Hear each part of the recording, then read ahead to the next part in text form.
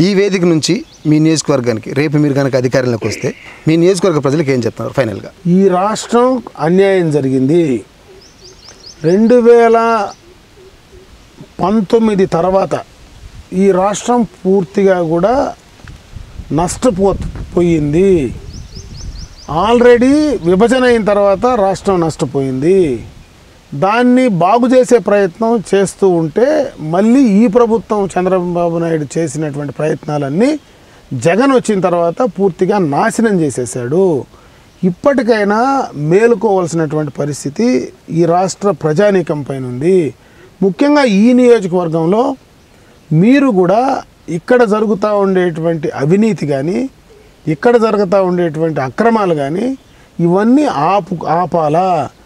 ఆపాలంటే ఖచ్చితంగా తెలుగుదేశం ప్రభుత్వానికి మీరు ఓటు వేయాలా, వేస్తేనే మన బిడ్డల భవిష్యత్తు బాగుంటుంది అనేది ఖచ్చితంగా కూడా ఈ నియోజకవర్గ ప్రజలకు, రాష్ట్ర ప్రజలకు తెలియజేసుకుంటూ, చంద్రబాబు నాయుడు లాంటి విజన్ కలిగినటువంటి నాయకత్వం ఈ రాష్ట్రానికి అవసరం. ఆయన రాష్ట్రానికి ముఖ్యమంత్రి కావాలంటే ఇక్కడ నాకు మీరు బలపరచాలా, నన్ను మీరు శాసనసభ్యుడిగా గెలిపించాలా. అట్లా గెలిపించిన తర్వాత మీకు అండగా మీరు చెప్పినటువంటి కార్యక్రమాలను ఇక్కడే ఉండే మనిషిగా ఎప్పుడు అవసరం వచ్చినా, నడిరాత్రి అవసరం వచ్చినా మీకు నడిబొడ్డున పలమనేరు పట్టణంలో కావచ్చు, ఇక్కడ గ్రామంలో కావచ్చు, ఇక్కడే కాపురం ఉండేటువంటి వ్యక్తిగా నేను మీకు అందుబాటులో ఉంటాను.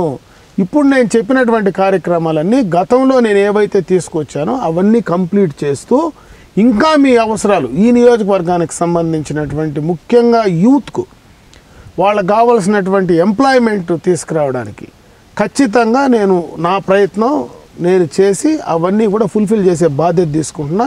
ఈ నియోజకవర్గానికి సంబంధించినటువంటి మౌలికమైనటువంటి వసతులన్నీ, గ్రామాలకు సంబంధించినటువంటి మౌలికమైనటువంటి ఆ వసతులన్నీ 100% ఈ టర్మ్లో పూర్తి చేసేటువంటి బాధ్యత ఖచ్చితంగా నేను తీసుకుంటానని నాకు మీరు సహకరించమని చెప్పి ఈ నియోజకవర్గ ప్రజలందరికీ కూడా చేతులెత్తి నమస్కారాలు తెలియజేసుకుంటూ సెలవు తీసుకుంటాను. Please like and subscribe Eagle Andhra.